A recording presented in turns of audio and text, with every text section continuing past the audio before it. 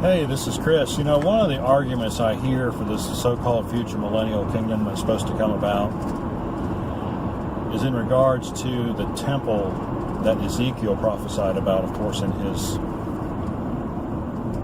I think the word's eponymous book. I think that's what that word means. I don't know. If I'm wrong, I'll learn that. Anyway, chapters 40 and onward talk about the temple in great detail, much in the same manner that, God told the Israelites in the desert how to build a tabernacle. I mean, everything was very exact. Everything was supposed to be just so. And so you kind of have, a reiteration of how to build a temple.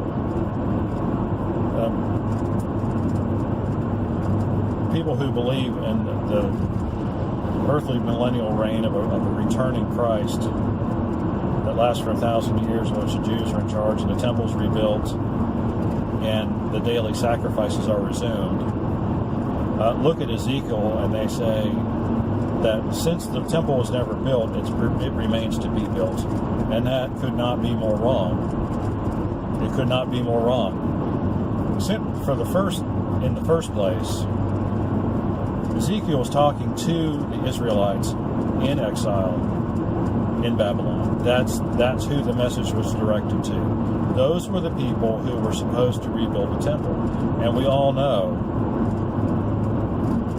that when the Jews returned, the Jews that did return, a lot of them stayed in Babylon. When the Jews returned, they not only did not build what Ezekiel told them to do, they didn't even build a temple that was as big as the one that had previously been destroyed.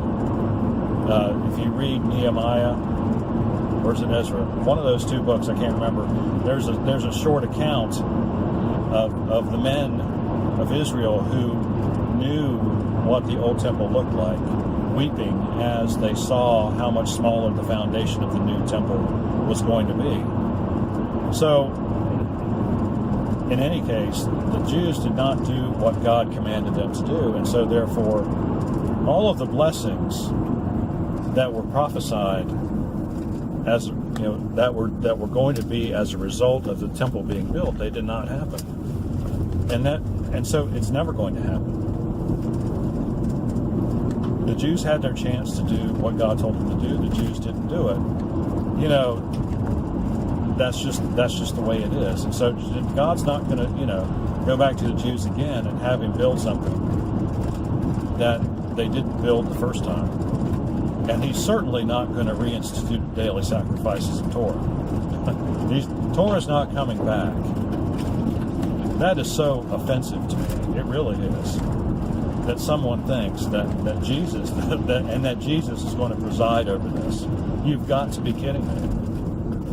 That is so antichrist that it makes my stomach turn. It really does. So that's why I really don't have a lot of time for Torah observants or dispensationalists or anybody like that, because you really have a defective view of what the gospel is. You really do. If you believe that's going to happen, that somehow there could be something insufficient in the sacrifice of Christ, that there would be a temple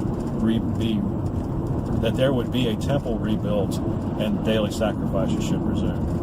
It is antichrist. So I just thought I'd throw that out there for you to think about.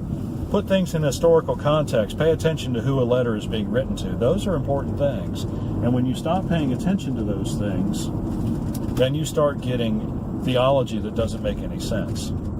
And that really takes away from the character of Christ. Oh, I think this is some holiday. That's why we don't have any mail.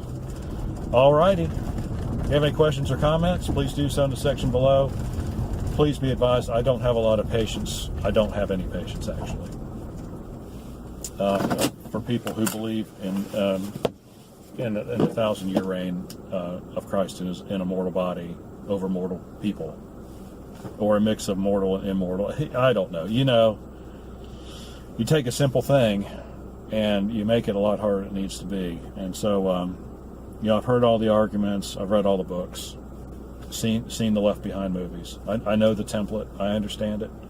and there's no way I can agree with it, and there's no way it's scriptural. So I hate to be hard about it, but that's just kind of the way it is. So, and on the other hand, if you want to have a fruitful discussion about it, hey, I'm all for it. Alrighty. All right, leave those questions and comments in the section below. Like and subscribe. We appreciate when you do, and we'll see you on the next video.